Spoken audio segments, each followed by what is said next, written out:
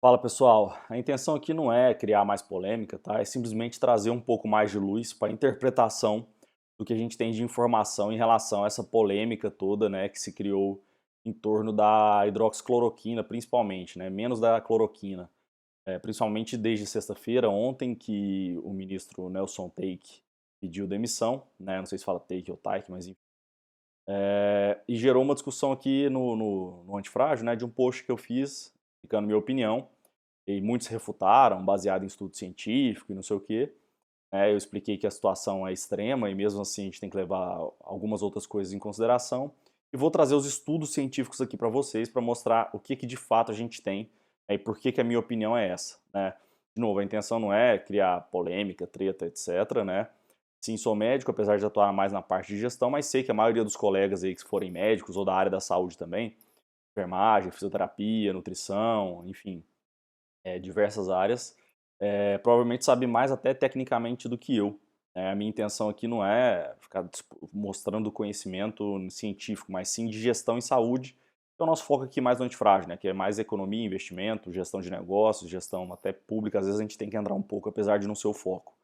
Então a grande lance é trazer mais discussão boa mesmo, né? E, de novo, eu estou trazendo os dados que a gente tem até hoje, dia 16/5, e tudo isso aqui pode mudar, né? E se mudar, eu venho aqui com o maior prazer do mundo, mudar de opinião, né? Ao contrário de algumas pessoas que sentem seu ego massageado, quando confirmam uma opinião, eu gosto de mostrar que eu estou errado, porque eu me sinto evoluindo quando eu faço isso, né? Ou que eu reconheci que alguma coisa mudou, né? Não necessariamente estava errado.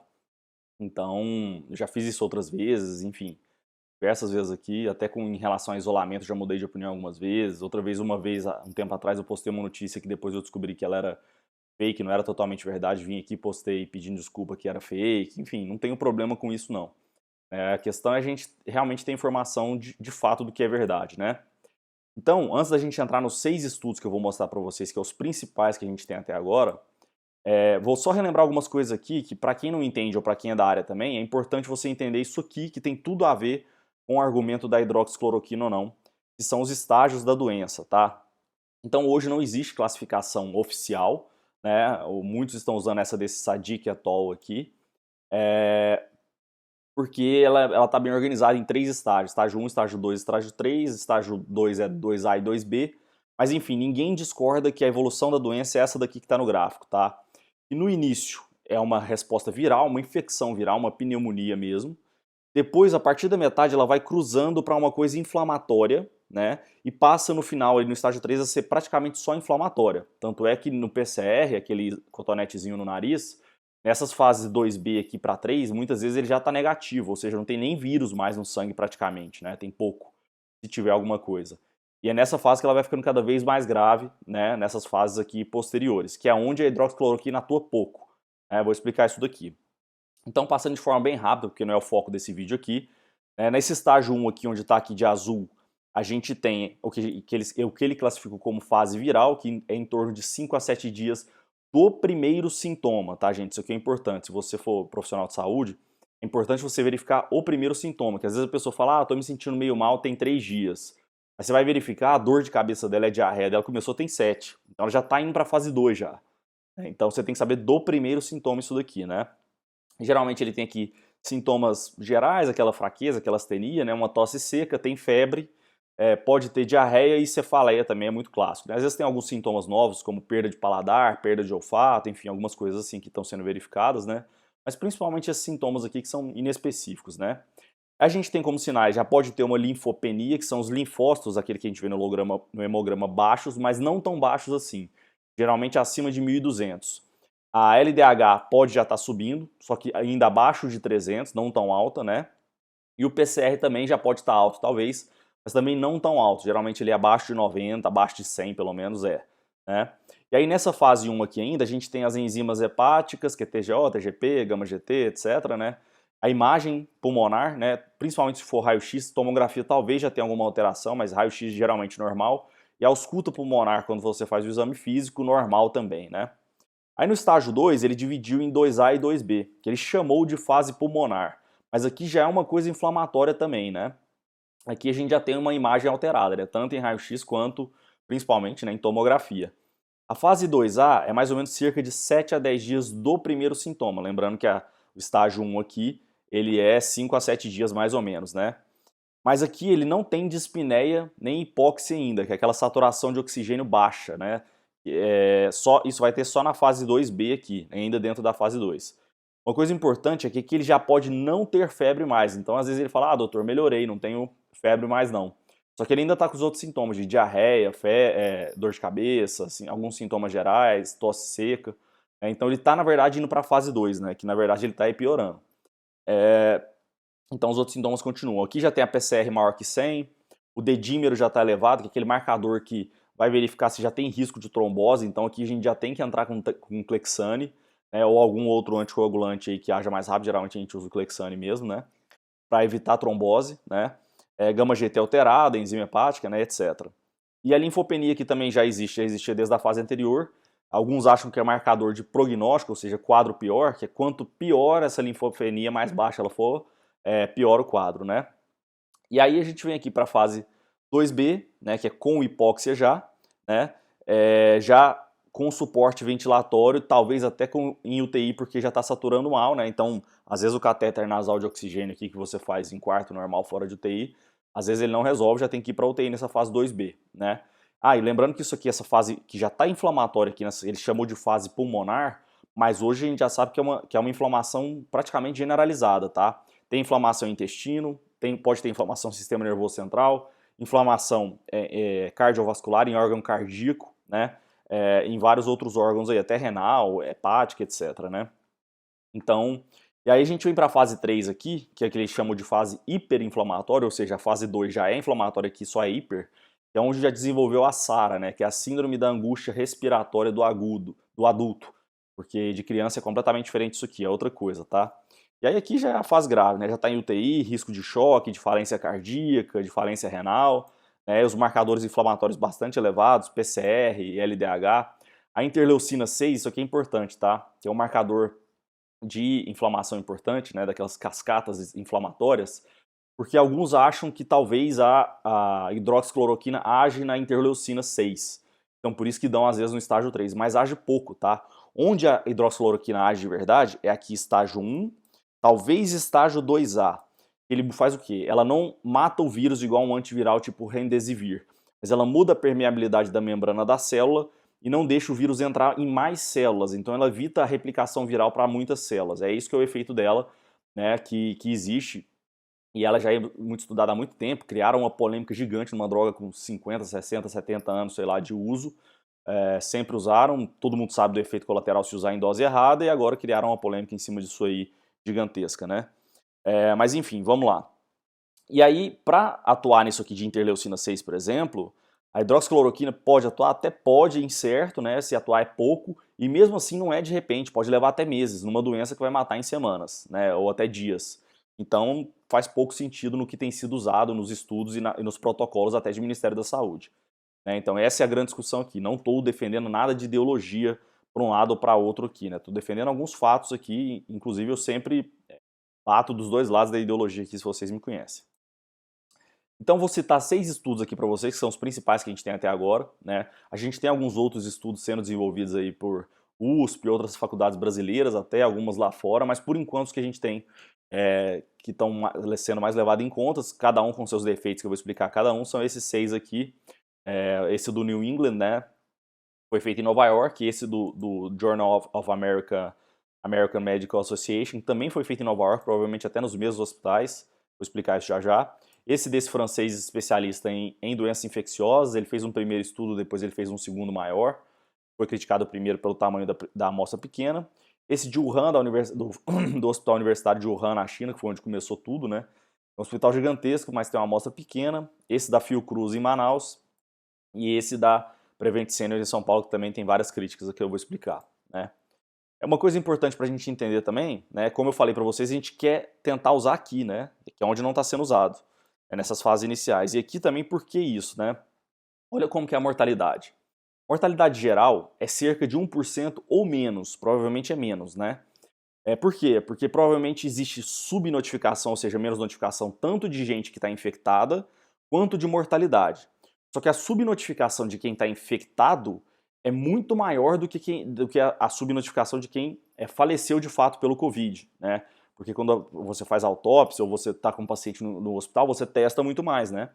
Já quem está suspeito ou quem está infectado, muitas vezes a gente nem sabe, teve sintomas brandos, 80, 85% vão se curar sozinho, né?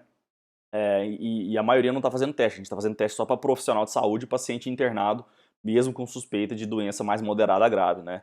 Então, como o suspeito provavelmente é muito mais do que o número de mortalidade, provavelmente essa taxa de mortalidade, que é um percentual, é bem pequena, é muito menor, né? E aí qual que é o problema? Quando a gente vai para hospital e UTI, olha o tanto que aumenta essa taxa de mortalidade. Por quê?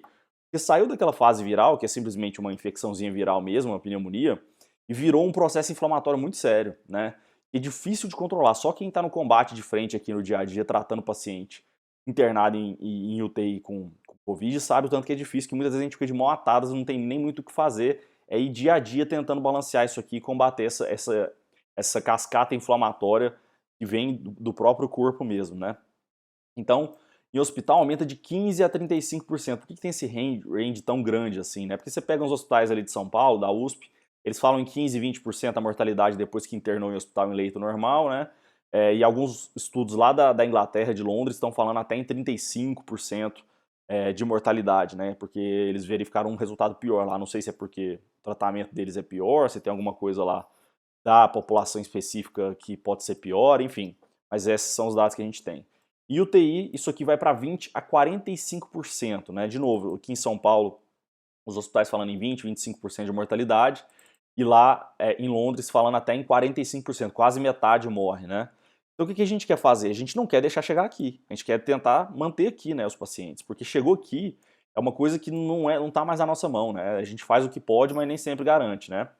E aí, lógico que tem pioras, a gente viu nos estudos, com diversos fatores, a gente ainda não sabe muito bem porquê, mas está sendo estudado, que é com obesos, pessoas com comorbidades prévias, né, como diabetes e doenças cardiovasculares, com doenças pulmonares prévias, óbvio, né, e homens com idade avançada e também raça negra está tendo um prognóstico pior, né, e não sabe ainda exatamente por que é isso, não vou entrar nessa discussão. Aqui tem um gráfico especificamente falando da severidade por grupo de idade nos Estados Unidos especificamente, né, falando de hospitalizados, em UTI e mortes, depois vocês dão uma olhada nisso aí, porque não é o foco agora, né. Uma coisa importante antes da gente entrar nos tratamentos é a questão do custo do tratamento inteiro, não é da dose da medicação aqui, tá? O custo do tratamento com a hidroxicloroquina é cerca de R$ 200, 200 a R$ 300, tá? Então, né, relativamente barato. O custo com Remdesivir, que alguns estudos nos Estados Unidos estão falando para não usar a hidroxicloroquina para usar o Remdesivir, e lá já tem poucos estudos, alguns controversos ainda, mas um mostrando que tem eficácia, outros mostraram que não tem tanta, mas enfim, que seria também usado na fase inicial, porque os estudos que mostraram pouca eficácia fizeram na fase avançada, e Remdesivir é antiviral, e a fase inicial que é viral, a fase avançada não é viral mais, então realmente não vai ter efeito, né? Então poderia até ser uma solução, né? Só que o Remdesivir, primeiro, ele custa R$ 20.000, né, de dose. Na verdade dá 24 mil, né, se for pegar o dólar do preço que ele está hoje em dia, porque custa US$ 4.000. Então põe aí 20 a R$ 24.000, né? Nem no particular a maioria das pessoas tem dinheiro para pagar isso, né? E o SUS também não tem dinheiro para pagar isso para todo mundo, os mais vulneráveis, né? Pessoas com baixa renda, né? Então isso aqui já é uma realidade. Outra coisa, não existe registro no Brasil ainda, né? Então isso leva um tempo. Nos Estados Unidos ele foi autorizado pelo FDA para pacientes em estado grave, que está sendo uma briga lá também, porque não faz sentido usar em estado grave, né? Alguns novos estudos publicados no The Lancet, né, que é uma das principais revistas de medicina do mundo, mostrou poucos resultados, mas também foi usado em fases avançadas, o que, como ele é antiviral, faz pouco sentido também, né?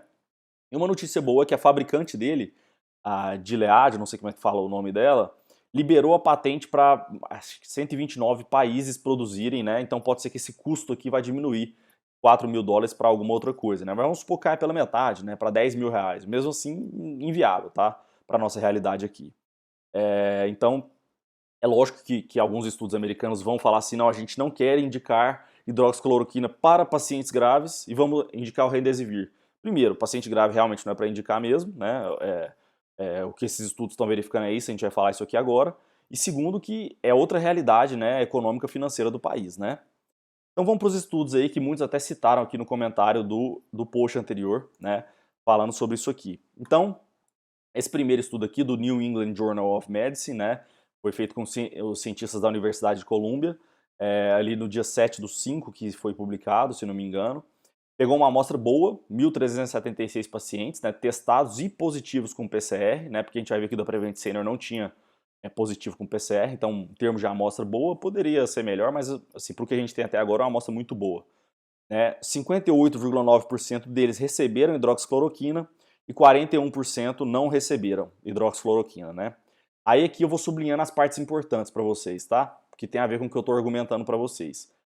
Pacientes internados no hospital em estado grave. De novo, não é o que a gente está falando aqui, isso aqui a gente já tinha, né? Não é o que a gente quer. E outra questão importante aqui, como era um paciente já em estado moderado a grave, principalmente grave, 56% deles, no primeiro dia, já foram para UTI, né, de admissão. Ou seja, começaram a tomar, ou então nem tomaram, porque começaram a dose de hidroxicloroquina de 24 a 48 horas depois da internação, mas já estavam em UTI. Então, primeira coisa é isso. Então, paciente grave, né? O que já, né, não usa de argumento com o que a gente está falando da hidroxicloroquina aqui, né? E dose relativamente alta, né? Começando com 600 mg 2 vezes ao dia, que é o dobro da dose recomendada máxima, né, geralmente. Mais 400 mg uma vez por dia só durante 5 dias. Isso aqui já é uma dose aceitável, mas a primeira dose é alta, né? E o local foi em Nova York, mais ou menos 25 a 26 hospitais que foram feitos lá, né? Em Nova York especificamente. Confiabilidade desse estudo. Razoável, por quê? Apesar de ter sido publicado num jornal muito bom, que é o New England, né? Ele é observacional, ou seja, ele não é randomizado nem duplo cego, porque ele olha para trás. Em vez dele pegar, então nós vamos pegar esses pacientes, nós vamos dar placebo para um, vamos dar hidroxicloroquina para o outro e vamos olhar daqui para frente sistematizado. Vamos pegar a metade e fazer isso e a outra metade fazer o contrário.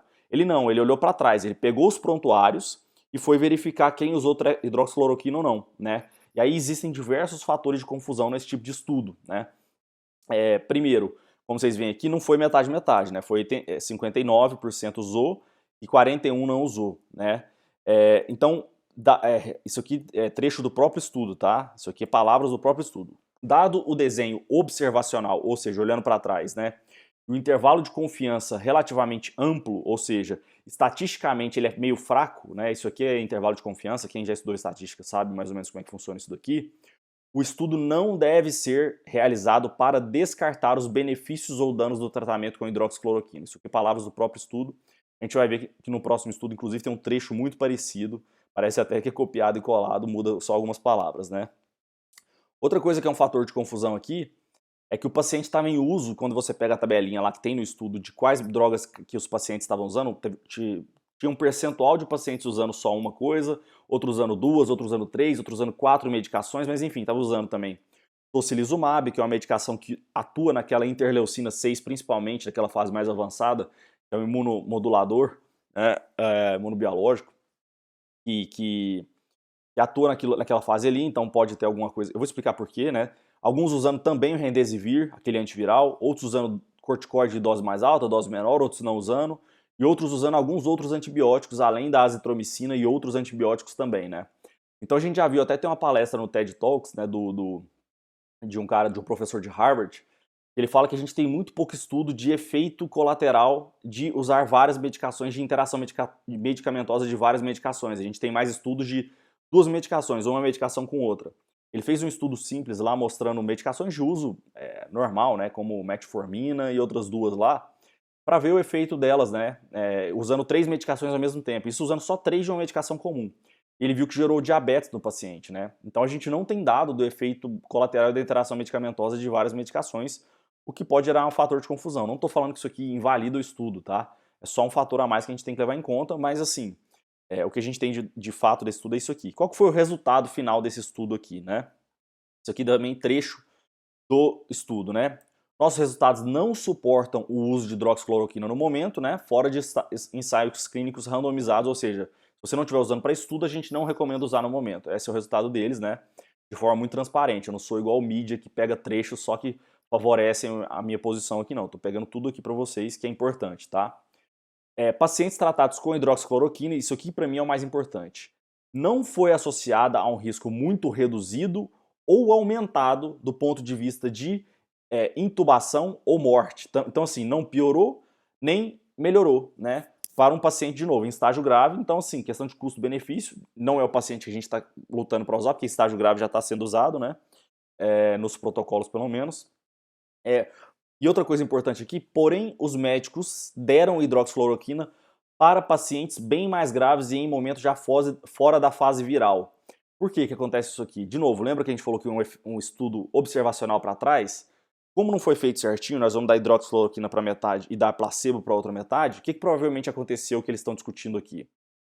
Os pacientes mais graves, que não estavam tendo respostas a tratamento nenhum, os médicos falaram, olha, vamos dar hidroxicloroquina, né? Não tem o que fazer, vamos ver aqui se funciona, né?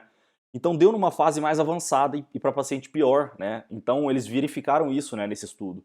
E deram hidroxicloroquina para pacientes em geral, comparado com um grupo sem droga nenhuma, mais graves e em fase mais avançada, o que também vai contra o que a gente está falando aqui o tempo inteiro, né?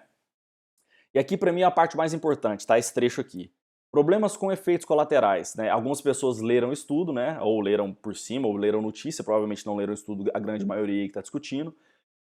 Viram lá efeitos colaterais maiores em quem usou hidroxicloroquina, né? Alteração de eletrocardiograma, parada cardíaca e outras coisas, né?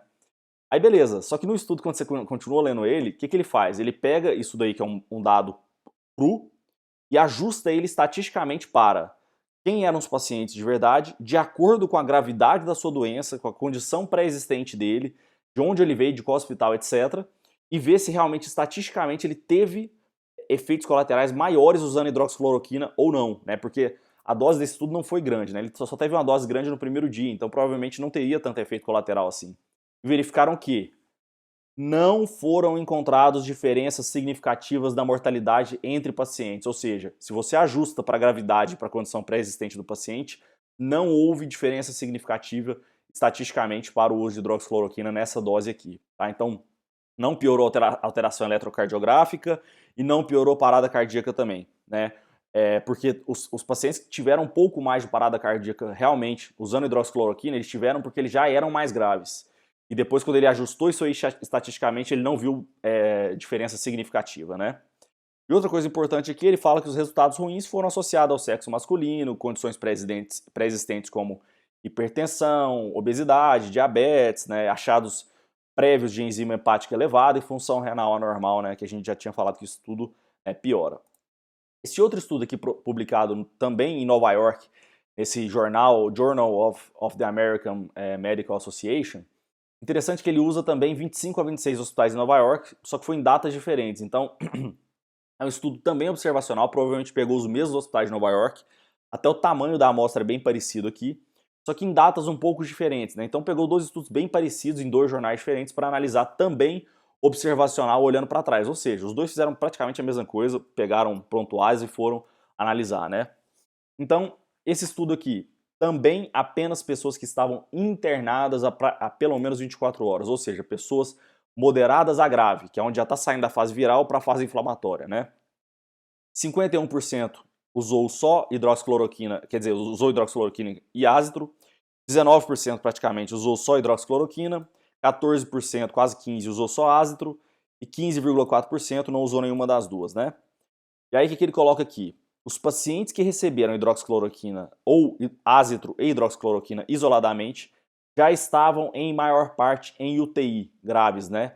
Em relação ao grupo que não usou droga nenhuma. De novo, aquela questão que eu expliquei para vocês. Provavelmente, como é um estudo observacional para trás, o médico, na hora lá, né, como não tinha regra de duplo cego, né, de metade placebo e metade hidroxicloroquina, resolveu dar para os pacientes que estavam ficando graves sem usar droga nenhuma para tentar alguma medida salvadora numa fase que a hidroxicloroquina já age pouco, né? Então foi isso que aconteceu. A maioria usou uma dose maior, isso aqui é importante, que usou 400mg 2 vezes ao dia, ou seja, 800mg por dia no total, que é uma dose já maior, né? E o local também foi em Nova York, né? Confiabilidade razoável, porque apesar de ser um jornal bom e ter uma amostra boa, né? De novo, lembra que eu falei que o trecho é muito parecido com o do outro? Dado o desenho observacional também, né, olhando para trás, e o intervalo de confiança relativamente amplo, também aqui foi um intervalo de confiança amplo, ou seja, estatisticamente meio fraco, o estudo não deve ser levado em conta como regra para descartar os benefícios ou danos do tratamento com hidroxicloroquina. E aí ele coloca isso aqui também lá no estudo dele. Limitações adicionais do nosso estudo incluem dados ausentes para algumas variáveis e potencial de imprecisões nos registros eletrônicos de saúde, ou seja, o prontuário eletrônico daquele paciente, porque foi isso que eles fizeram. Pegaram o prontuário eletrônico e foram analisar, né? Como falta de documentação sobre tabagismo e doenças coexistentes para alguns pacientes. Ou seja, como não era um estudo olhado para frente, né, prospectivo, né, ele não sabia muito bem se alguns pacientes ali eram fumantes mesmo ou não, se ele já tinha alguma doença pulmonar de base ou não, se ele realmente não tinha diabetes mesmo ou hipertensão. Como não tinha essa rigorosidade, porque precisa saber essas coisas, às vezes no prontuário isso não estava muito bem anotado, então existe esse fator de erro colocado pelo próprio estudo, tá? Resultados dele: não houve diferenças significativas na mortalidade daqueles que foram tratados com hidroxicloroquina, ácitro ou ambos, ou seja, nem melhorou nem piorou. De novo, o que a gente quer é que não piore, né? Principalmente isso, né? A orientação clínica em nosso centro médico foi atualizada para remover a sugestão de pacientes com Covid sejam tratados com hidroxicloroquina. De novo, eu não coloco aqui para vocês só o que eu quero, estou colocando o que eles colocaram. Eles resolveram remover, não recomendam. Mas lembrando que eles trataram em estágio grave, eles estão nos Estados Unidos que têm acesso ao Remdesivir e tem uma condição socioeconômica muito melhor. A gente não tem isso, tá? Aqueles que foram tratados ou medicados com o com 2 ficaram mais propensos a desenvolver diabetes, baixa saturação de oxigênio ou manchas anormais no pulmão. Então eles viram que alguns efeitos colaterais foram pior usando hidroxicloroquina e ácitro, né? Mas lembrando que é um paciente grave, que tinha fatores de confusão de usar várias medicações e que tinha fator de confusão por não ter certinho os registros eletrônicos desses pacientes, né? E aí ele coloca mais um fator importante, que é o seguinte: a rapidez com que esses pacientes entraram em UTI e foram submetidos à ventilação mecânica, muitas vezes foi concomitante ao início de uso de hidroxicloroquina e ácitro, tornou esses resultados inadequados para análises de eficácia. Então ele colocou isso daqui, ele mesmo colocou, como boa parte dos pacientes que foram usar hidroxicloroquina e ácido já estavam entrando em UTI e ventilação mecânica ou já até estavam lá, isso não dá para verificar a eficácia disso aí. E aí ele coloca isso daqui, o que a gente já sabe também, né? Maior mortalidade, né, em doses altas, né? Então, assim, é óbvio que você vai ter esse tipo de efeito colateral aqui também, né? Usando uma dose desse tamanho. Eles colocaram isso aqui, eles verificaram isso no estudo. 600 miligramas 2 vezes por dia, ou seja, o dobro da dose normal, né? 1.200 miligramas por dia por 10 dias. A gente fala para usar 3, 5, no máximo 7 dias, ou seja, ele usou o dobro por muito mais tempo, né, do que no grupo em baixa dose, que foi 400 miligramas 2 vezes no primeiro dia, uma dose até relativamente alta, e depois 400 miligramas por dia só por mais 4 dias, ou seja, usou só 5 dias. Então isso é o que a gente está falando desde o início, né? Dose normal em poucos dias e no estágio certo, talvez, né, vale a pena o custo-benefício. Outro estudo desse francês aqui, Didier Raoult, não sei como é que fala o nome dele em francês, né? É um especialista em doenças infecciosas, né, que está causando uma polêmica lá na França. Ele fez um primeiro estudo menor, que a comunidade científica lá criticou ele porque a amostra era muito pequena. Agora ele veio com esse estudo bem maior, né, com 1.061 pacientes testados, que ele é um defensor da hidroxicloroquina, né? E também existem outras críticas aqui da comunidade científica, eu vou explicar o que é, mas pelo menos a crítica de tamanho de amostra não tem mais.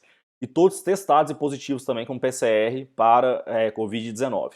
As vantagens desse estudo aqui, né, que é o seguinte: todos em estágios iniciais, que é o que a gente está falando, todos receberam hidroxicloroquina e azitromicina. Isso aqui já não é uma vantagem, tá? Porque o ideal de estudo assim é que seja randomizado, metade receba a droga e metade receba placebo, né? Não é a droga, é farinha só ali, né?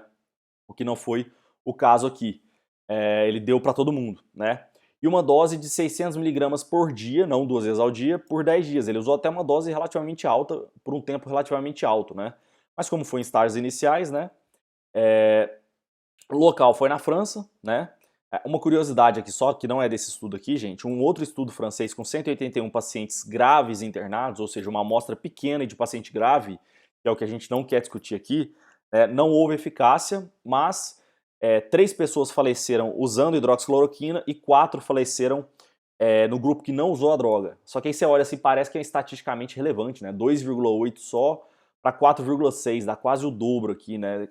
Faleceu. Mas você vai ver a diferença só de um paciente. Por isso que a amostra pequena não significa nada, então não acho que isso aqui é relevante não, tá? Nem para falar a favor de hidroxicloroquina isso daqui não. Eu vi gente falando a favor de hidroxicloroquina por esse estudo, isso aqui não é relevante, né? Então vocês verem que eu não estou defendendo estudo que fala a favor do que eu estou falando aqui para vocês. Confiabilidade razoável, por quê? ele, apesar de que desse aqui não foi observação, foi prospectivo, tá? Ele não teve grupo placebo, né? Então isso aqui é um problema. Então, de novo, veio uma crítica da comunidade. Então, uma outra crítica é que 85% dos pacientes, 80 a 85%, curam espontaneamente a doença. Então, talvez ele nem precisaria ter dado a hidroxicloroquina, né? Eu vou explicar qual que é o resultado do estudo aqui. Houve melhora e cura do vírus em 92% dos pacientes em 10 dias. Então, por isso que a comunidade científica criticou, falou, se 80 a 85% curaria já sem nada, então isso aqui não é relevante, né? O que de fato é um argumento a se levar em conta, né? Eu não acho que o argumento de eficácia é o mais importante aqui, apesar de que ele argumenta que a eficácia foi maior sim, né? Qual que é para mim o principal aqui? Que é o seguinte, complicações, é isso que a gente está falando de custo-benefício. Complicação teve esse paciente usado em dose certa, em estágio inicial? 8 pacientes faleceram com falência respiratória de 1.061, né? Nenhum com arritmia cardíaca ou com toxicidade cardíaca verificada. Ou seja, não foi por uso de hidroxicloroquina, foi por complicações do próprio Covid, né? 2% tiveram efeitos colaterais considerados leves e transitórios, né? Como racho cutâneo, dor de cabeça, coisas simples assim. E 0,5 faleceram. O que são esses 0,5? Foram só 5 pacientes que faleceram, né? E desses, todos tinham entre 74 e 95 anos, ou seja, né, idoso, em uso de beta-bloqueador e com maior gravidade inicial, que são aqueles pacientes que a gente já sabe que vai complicar. Então não foi por questão de uso de hidroxicloroquina. Isso aqui para mim é o mais importante, né? Então, conclusão dele mesmo, né? Associar hidroxicloroquina com o ácido antes das complicações do Covid, que é na fase viral, que a gente está falando desde o início, é seguro, isso eu concordo, eficaz e associado com baixo índice de mortalidade. Eficaz já tem minhas dúvidas, né? Porque comparando 92% que curou em relação a 80, 85% que já curaria espontâneo, não sei se eficaz dá para concluir não. Mas que é associado com pouca complicação, que é seguro, na dose certa, sem contraindicação para o paciente certo, isso a gente está vendo que tanto é que a hidroxicloroquina já é usada há muito tempo, quando bem indicada. Se foi mal indicada, aí já é o problema que não é da droga, o problema é do médico, né? Sinceramente falando aí, o problema está na formação dos colegas. Esse outro estudo aqui, que é o do Hospital Universitário de Wuhan, na China, deixa eu até aumentar essa foto aqui para vocês verem o monstro que é esse hospital aqui. Olha o tamanho dele lá. Colocar ele aqui de volta aqui. Ninguém entendeu isso aqui, mas um hospital desse tamanho, no centro de onde tudo começou, fizeram um estudo só com 62 pacientes. Então, assim, ele é um estudo bom, do jeito que a gente queria, só que com 62 pacientes. A amostra ridícula, né, de pequena. Então, assim, ninguém entendeu por que fizeram isso, mas beleza. Como que eles fizeram? Fizeram o estudo na técnica certinha. Pegaram 62, metade deram placebo, que é farinha, o cara nem sabe se tá tomando a droga ou não, e metade deram a droga também sem o cara saber se aquilo ali é placebo ou é a droga mesmo, né? E foi um duplo cego. O que é um duplo cego? Nem o médico sabe que o paciente está tomando a droga mesmo ou não, nem o paciente sabe para não ter viés da observação nem do paciente nem do médico, tá? Então 31 foram tratados com hidroxicloroquina. A dose foi a dose baixa que a gente fala, né? 200 miligramas 2 vezes por dia, ou seja, 400 miligramas total no dia, só por 5 dias, né? Todos em estágios iniciais, de novo o que a gente está falando, né? Saturação de oxigênio acima de 93%, IPF, que é uma questão que a gente olha na gasometria, que colhe no sangue do paciente, acima de 300, ou seja, pacientes que não eram graves. A PF, quanto menor, mais grave. Vai caindo de 200, de 100 ali, o paciente vai ficando cada vez mais grave, tá? E sem contraindicações, ou seja, nenhum deles tinha arritmia, nem retinopatia, problema no olho, tá? Que pode ter lesão de nervo óptico, né? Principalmente quando usado por muito mais tempo, 5 dias, 10 dias, não vai dar problema. Alterações hepáticas graves, alguns até tinham alteração hepática, mas não grave. E alterações renais graves também, alguns tinham até alguma alteração renal, mas não grave, né? Então, esse estudo tinha tudo para ser ótimo, né? Dose baixa, estágio inicial e sem contraindicação, que é tudo que a gente está falando aqui. Só que pegaram uma amostra minúscula, né? E foi feito em Wuhan, na China. Confiabilidade dele, teoricamente melhor, né? Porque foi feito um duplo cego, randomizado, certinho, tal, com placebo e tudo certinho. Só que a amostra minúscula e, assim, desculpa, mas eu não confio muito em dados da China, né? Então, assim, era um estudo que tinha tudo para corroborar o que eu tô falando para vocês, mas eu não vou fazer isso porque, sinceramente, eu não confio em dados da China. Desculpa, mas essa é a minha opinião, não há nada embasado em ciência, é minha opinião, né? Qual foram os resultados desse estudo? Com hidroxicloroquina houve melhora mais rápida dos sintomas, principalmente febre e tosse, né? mas também sintomas gerais, diarreia, cefaleia melhorou mais rápido. A pneumonia em si, que é a infecção pulmonar, né, causada pelo vírus, teve uma melhora em 81% dos pacientes tratados com hidroxicloroquina e só 55% no grupo sem hidroxicloroquina. Apenas 2 pacientes tiveram alguns efeitos adversos que foram leves, que foi racho cutâneo, às vezes o rosto fica vermelho, algum lugar, outro lugar da pele, e dor de cabeça, né? Como foi paciente em estágio inicial, dose pequena e sem contraindicação, não teve efeito adverso, tá? Então praticamente, teve só esses levezinhos aqui. E 4 pacientes evoluíram para graves em UTI. Todos dos pacientes que foram para a UTI foram os que não estavam usando hidroxicloroquina, né? Então, conclusão desse estudo: menor tempo de recuperação clínica e mais rápida absorção da pneumonia quando usaram hidroxicloroquina. Considerando, isso aqui palavras do estudo, considerando a falta de outra opção, é uma prática promissora usar hidroxicloroquina quando bem recomendada. Então assim, como eu falei para vocês, é um estudo que tinha tudo para ser ótimo, mas como é 62 pacientes só e China, não dá para levar em consideração só isso aqui também não, tá? Agora, outro estudo polêmico que aconteceu, que foi esse da Fiocruz em Manaus, né? Junto com a Fundação de Medicina Tropical, usaram a Universidade Federal do Amazonas e a Universidade Federal de São Paulo. Na verdade, ninguém entendeu muito bem esse estudo aqui, ele foi extremamente criticado lá fora, nos Estados Unidos e na comunidade científica, porque fizeram um monte de cagada aqui e ninguém entendeu muito bem por quê. Primeiro, usaram cloroquina e não hidroxicloroquina, que todo mundo sabe que é muito mais tóxico e ninguém queria usar. Beleza, vamos verificar se funciona ou não, tá? Amostra pequena, só 81 pacientes, né? Foi feito em Manaus, no Amazonas, né, com fiabilidade dele razoável. Por quê? Primeiro, amostra pequena, né?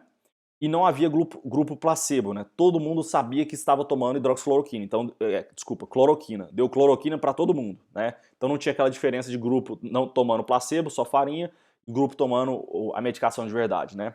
Qual foi o resultado desastroso desse estudo, né? O estudo foi interrompido, os pacientes tiveram muitos efeitos colaterais, como arritmias cardíacas, né? E principalmente ao tomar uma dose muito alta do remédio, que foi 600 miligramas 2 vezes por dia, por 10 dias, aquela dose gigante, por muito mais tempo, e da cloroquina, que é muito mais tóxica, né?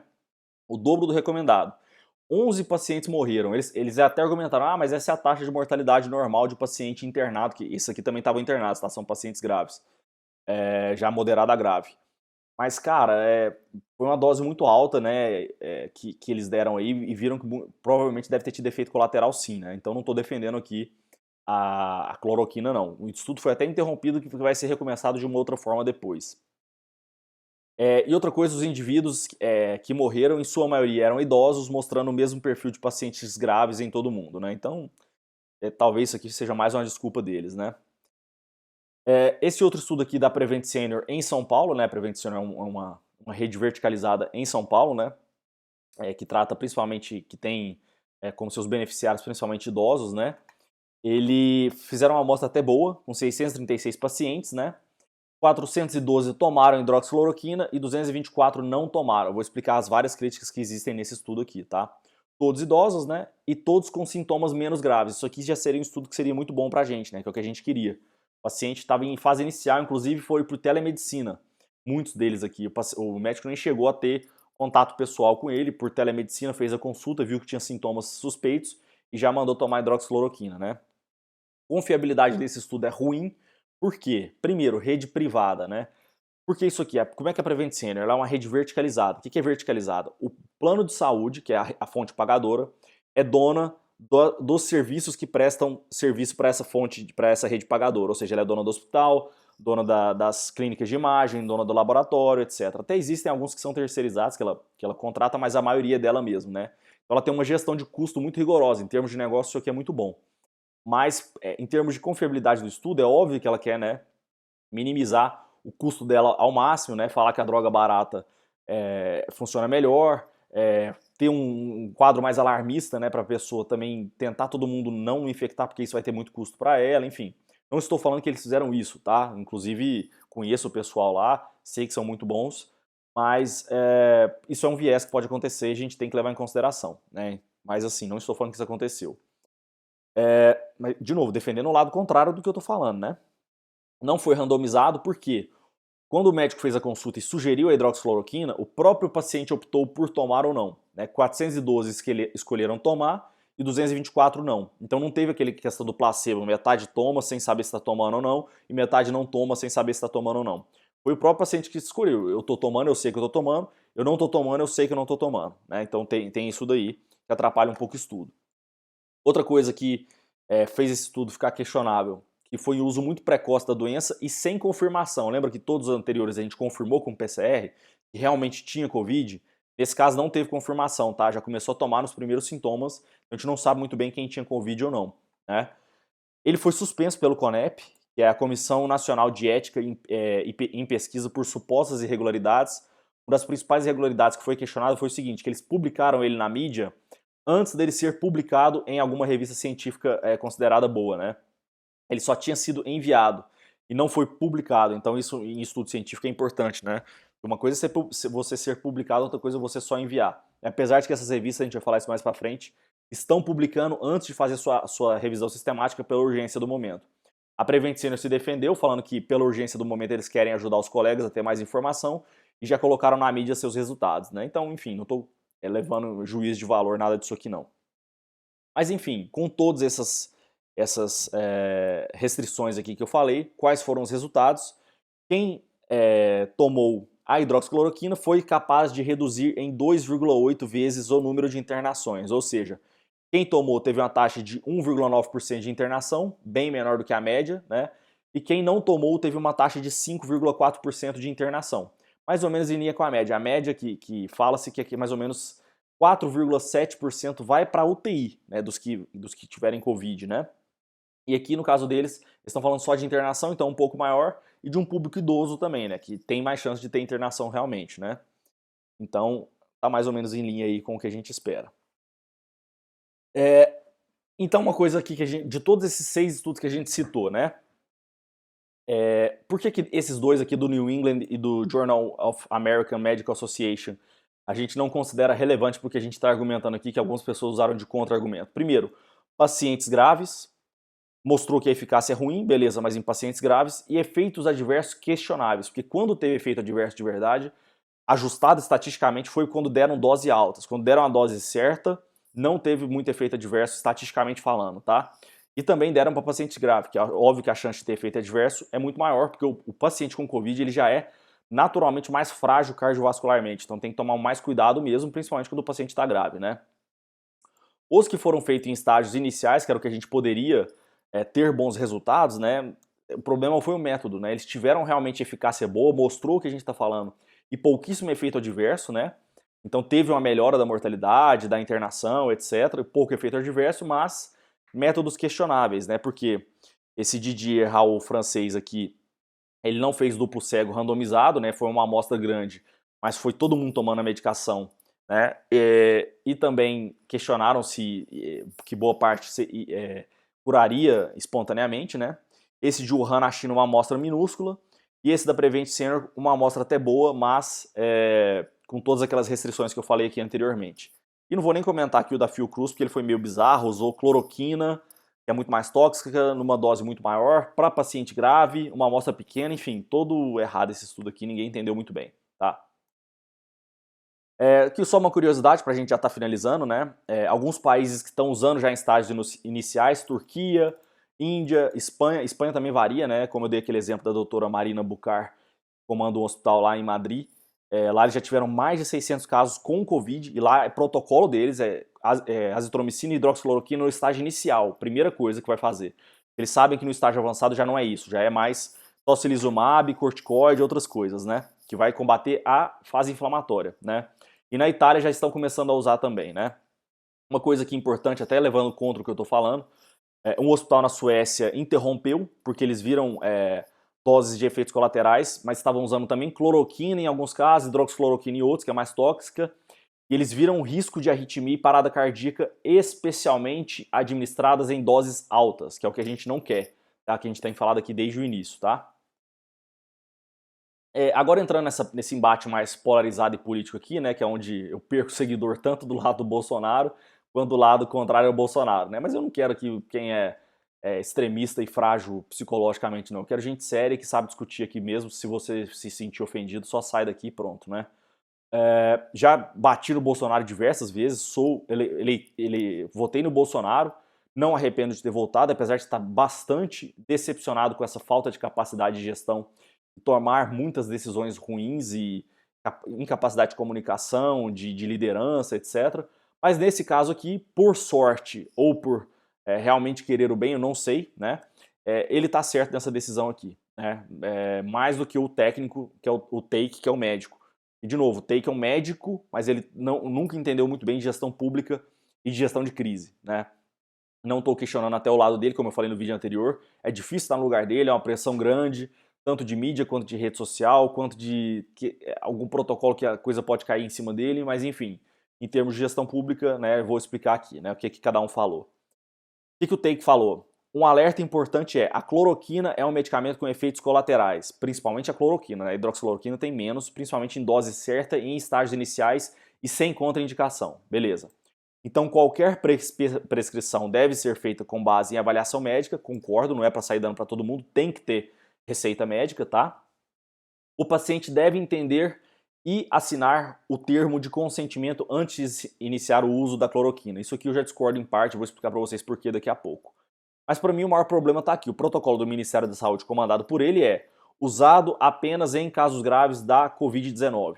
Então não conseguia usar no paciente do SUS, que é o mais vulnerável, o pobre, para paciente em estágio inicial, nem se o médico quisesse prescrever. Se ele quiser prescrever, ele vai ter que argumentar muito bem, termo de consentimento, pedir a droga, que ela não é distribuída assim, né? Ela é distribuída mais para lugares que estão com os pacientes graves, né? É diferente de você no particular, você pode ir lá e comprar, ou o plano de saúde em alguns casos paga, né? Que não é todo o caso aqui, né? Agora, o que o Bolsonaro falou, né? Palavras dele também. O meu entendimento, ouvindo médicos, é que deve ser utilizada desde o início por parte daqueles que integram um grupo de risco. Tá certo, não tá errado, né?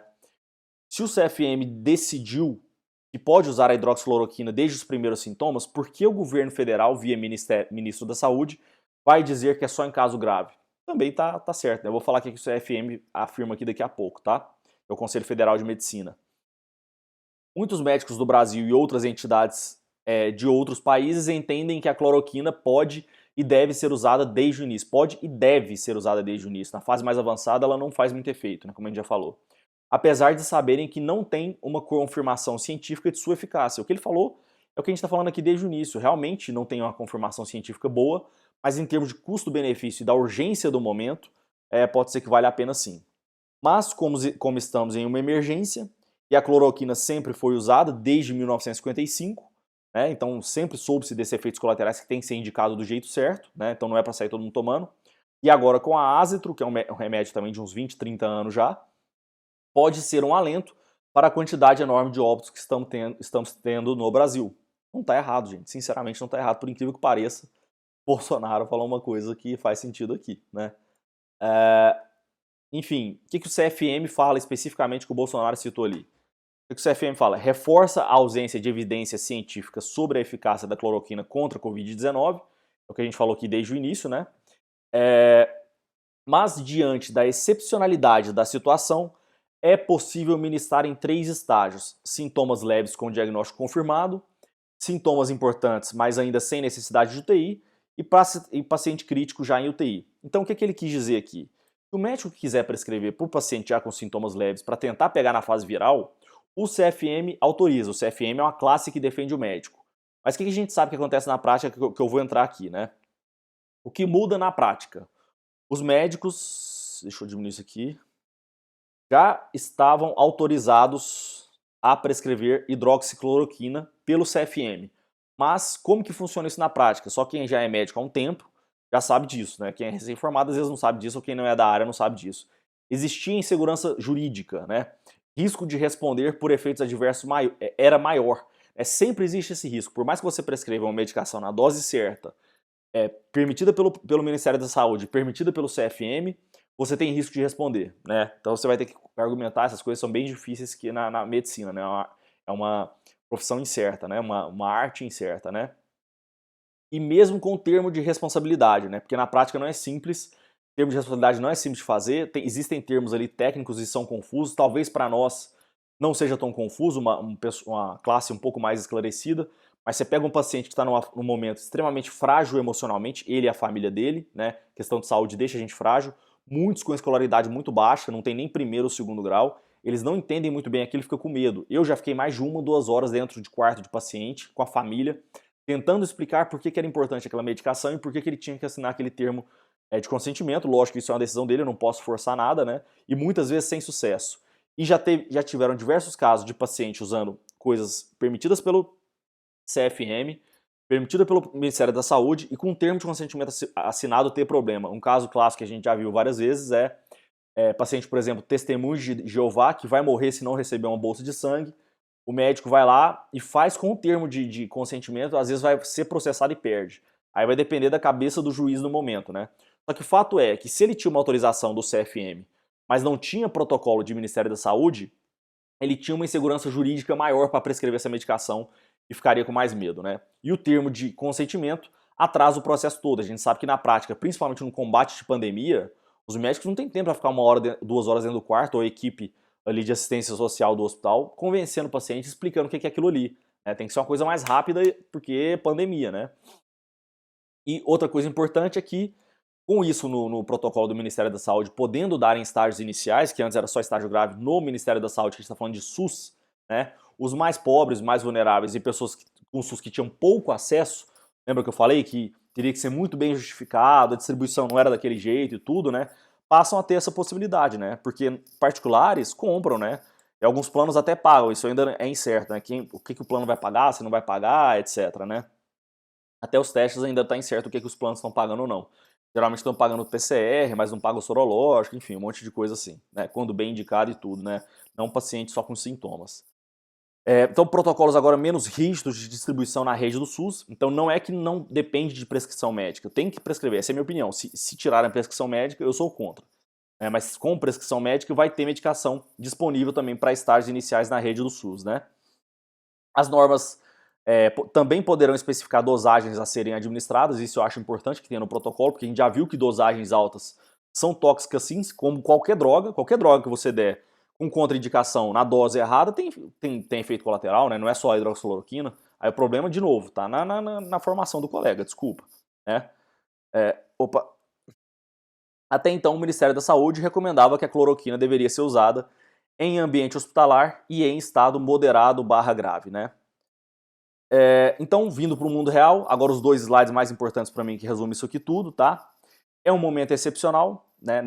O cenário ideal é o quê? Ter estudo científico comprovando a eficácia. Claro que é assim, a gente estuda isso desde a faculdade de medicina, né? Só que quem aí nunca trabalhou em gestão, em crise, etc., não sabe como que é, né? E não é obrigação realmente do médico saber, ele não teve formação para isso, né? Mas nesse caso a análise empírica conta sim, porque não dá tempo de ter estudo, principalmente porque a gente está chegando no pico da pandemia, não é daqui 6 meses. Se fosse daqui 6 meses, eu ia falar, não, espera, né? Vamos esperar ter mais estudo, né? Científico, comprovando eficácia, duplo cego, randomizado, né? Um trial, não sei o quê. Só que não, cara, o pico está acontecendo agora, nos próximos dias, agora ou nas próximas semanas. Espero, né? Por isso que eu botei esse espera aqui, porque todo dia adia esse pico aí, porque as pessoas não estão, né, tomando os devidos cuidados, não estão seguindo as regras, etc. Então esse pico está só adiando aí para frente também, né? Essa incerteza política, né? Essa instabilidade política também atrapalha tudo, né? Inclusive o que eu falei ali mais cedo para vocês, até os jornais renomados, como New England, The Lancet, etc., estão publicando estudos antes da sua revisão sistemática, que é o de costume, né? Eles já estão publicando primeiro o estudo, se eles viram ali, lógico, passou em algum filtro ali de alguns critérios, publica primeiro e depois a gente faz a revisão sistemática para trás, se tiver um erro a gente reporta esse erro, né? Importante risco a se monitorar, como eu falei para vocês, somente com prescrição médica. Sem prescrição médica eu sou contra, né? E bem indicado. O que é bem indicado? Como a gente tem falado desde o início, na dose certa, no tempo certo, que é estágio inicial, não é estágio grave, como tem sido feito agora, e sem contraindicações, igual qualquer droga, qualquer medicação. Todo médico já faz isso para qualquer droga, qualquer medicação. Qual que é o motivo de polêmica aqui, né? E não faltar para quem já utilizava. Então, com o protocolo do Ministério da Saúde, pode-se permitir uma produção maior para não faltar para quem já utilizava. Quem tem lúpus, quem tem um risco aí de alguma outra doença, enfim, pode usar isso daí, né? Então, o principal de tudo, né, é isso aqui. A assimetria da decisão, que é o quê? O custo-benefício, basicamente, a gente falando, tem pouco a perder e muito a ganhar, né? Para quem não é acostumado a isso aí, a gente fala muito isso aqui em investimento, em antifragilidade, etc. Decisões assimétricas, uma assimetria positiva. Que é o quê? Nesse gráficozinho aqui, quando você pega uma distribuição daquela curva que a gente chama de curva normal, você vê que o ganho potencial é maior do que a perda potencial quando você considera probabilidades pelo menos iguais, ou seja, 50% de chance de ganhar, 50% de chance de perder. Só que se você tiver, melhor ainda, uma probabilidade percentual de chance de ganho maior e o potencial de ganho também maior, então não tem discussão, é uma decisão de qualquer tipo de investimento que vale a pena. Isso aqui é um investimento, né? Um investimento em esforço, em dinheiro, em atenção, né? Em um monte de coisa nisso aqui, né? Então qual que é a situação que a gente tem aqui? Em termos de probabilidade, não de potencial. A gente tem uma probabilidade de ganho incerta, né? Sendo bastante sincero para vocês, a gente não tem estudo comprovando eficácia. Então a probabilidade de ganho ainda é incerta. Probabilidade de perda, baixíssima, né? Custo baixo, quando bem indicado, a gente já viu que tem pouquíssimo efeito colateral. Os casos que tiveram efeito colateral foi em casos que já eram mais graves, porque deu para o paciente que já era mais grave, e em doses tóxicas, igual qualquer medicação vai ter complicação, né? Potencial de ganho ou de perda. Potencial de ganho altíssimo. Por quê? O que é o potencial de ganho? Você vai salvar uma vida, né? É isso que é o potencial de ganho. Potencial de perda são os efeitos colaterais, né? Principalmente que o custo é baixo. Quando bem indicado, baixo, baixíssimo potencial de perda. E quando mal indicado, ou seja, doses altíssimas e tóxicas para um paciente já muito grave, é óbvio que o potencial de perda é alto, né? Que a gente não quer fazer isso, né? E de novo, o custo bem menor. Então, resumindo a ópera toda, é isso. Espero que tenha ficado claro para vocês. Então, deixa a sua opinião aqui, compartilha com os amigos, familiares ou até colegas, né? De novo, não estou querendo cagar a regra ou impor minha opinião para ninguém. Eu sei que vários colegas aí, tecnicamente, sobre a medicina sabem muito mais do que eu. É só mostrar a decisão para vocês de um ponto de vista de gestão, que às vezes a gente não tem clareza para isso, ver as notícias de mídia, quando você lê as diversas manchetes de mídia. Cloroquina não é eficaz. Você vai ver a notícia, não é isso, né? Você viu que não é eficaz com paciente grave, em UTI, com dose tóxica e com contraindicação. É óbvio que não é eficaz, né? Nenhuma medicação é eficaz assim. Então, a gente tem que saber filtrar, né? E lembrando, save the date aí para vocês, nosso desafio anticrise de 7 dias, isso aqui já é mais para negócio, né? Para quem gosta de negócio, faturamento, marketing, venda, gestão financeira, no dia 3 de junho, totalmente 100% online, 100% gratuito. Tem um link na nossa bio aí, eu vou colocar o link aqui na descrição se você estiver no YouTube, né? E o link na bio se você estiver no IGTV, no Instagram. Então é isso, e um abraço para todo mundo.